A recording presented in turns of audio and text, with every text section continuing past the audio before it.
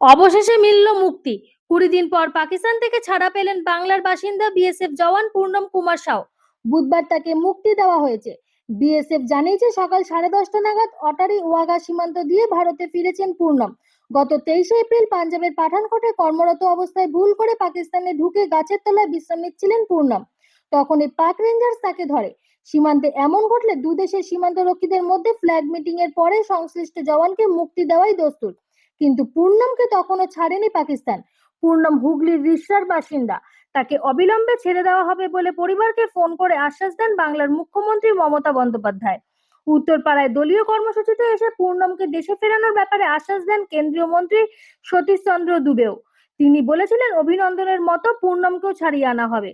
পূর্ণম পাঞ্জাবের পাঠানকোটের ফিরোজপুরে 24 নম্বর ব্যাটালিয়নের কনস্টেবল। স্বামীকে মুক্ত করার ব্যাপারে তদবির করতে 8 বছরের ছেলে এবং আত্মীয়দের নিয়ে গত 28 তারিখ হিমাচল প্রদেশের কাংড়ায় বিএসএফ এর সদর দফতরে গিয়েছিলেন স্ত্রী রজনী সাউ। স্বামীর কর্মস্থলেও যান তিনি। তারা ফিরোজপুর সীমান্তেও যেতে চেয়েছিলেন, কিন্তু ভারত পাক উত্তেজনার আবহে সেখানে যাওয়ার ছাড়পত্র মেলেনি। বাড়ি ফিরে স্বামীর মুক্তির অপেক্ষায় প্রহর গুনেছেন রজনী। অবশেষে অভিনন্দনের মতো মুক্তি পেলেন তার স্বামী। বুধবার বিএসএফ বিবৃতিতে জানিয়েছে তাদের নিরন্তর চেষ্টা, পাকিস্তান রেঞ্জার্সের সঙ্গে ফ্ল্যাগ মিটিং এবং বিভিন্ন মাধ্যম দিয়ে আলোচনা সফল হয়েছে। পূর্ণমকে প্রত্যর্পণ করেছে পাকিস্তান।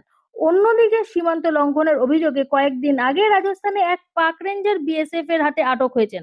তাকে পাকিস্তানে প্রত্যর্পণের বিষয়ে ভারত কোনো পদক্ষেপ করছে কিনা সে বিষয়টি এখনো জানা যায়নি। এরকম আরো খবর জানতে অবশ্যই দেখুন এ মাইন্ড অফ স্টোরি।